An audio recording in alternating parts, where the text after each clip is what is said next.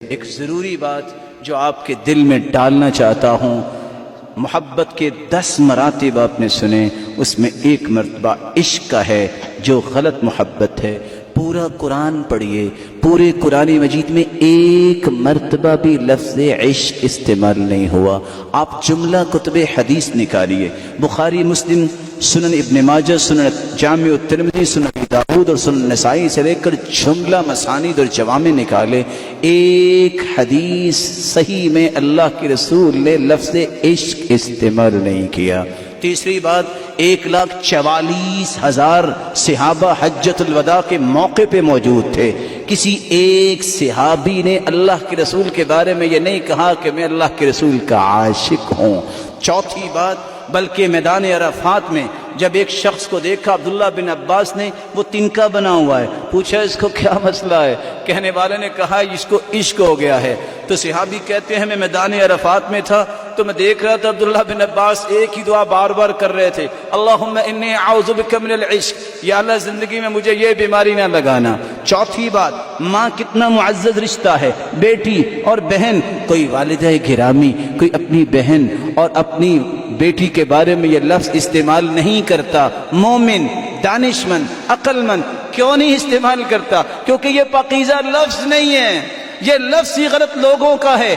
اگر میں اور آپ اپنی والدہ اور بیٹی اور بہن کے لیے استعمال نہیں کر سکتے، پھر قرآن میں نہیں آیا، کسی حدیث میں نہیں آیا، 1,44,000 صحابہ نے استعمال نہیں کیا۔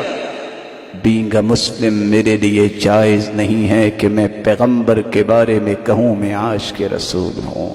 مجھے کہنا چاہیے میں محب رسول ہوں، میں مطیع رسول ہوں، میں متبع رسول ہوں۔ قرآن کی آیت سنیے، لا تجعلوا دعاء الرسول بینکم کدعاء بعضکم بعضا۔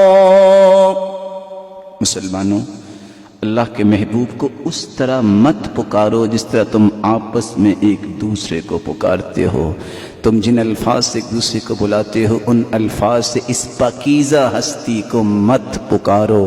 یہ لفظ وعدہ کیجئے اپنے دل سے، زندگی میں بتائیں گے بھی اور سمجھائیں گے بھی، یہ مومن کے لیے جائز نہیں ہے کہ وہ اللہ کے اس پاکیزہ پیغمبر کے لیے جو سرتاج رسول ہے، جس جیسی کوئی ہستی اللہ نے پیدا نہیں کی، اس کے لیے استعمال نہیں کریں گے۔ اللہ ذوالجلال مجھے اور آپ کو سمجھ کی توفیق دے اور اسی ہستی کی جنت الفردوس میں ہم سب کو رفاقت نصیب فرمائے اور اپنا محبوب بنا کے اللہ اپنے دیدار کا مستحق بنائے۔ وآخر دعوانا الحمدللہ رب العالمین۔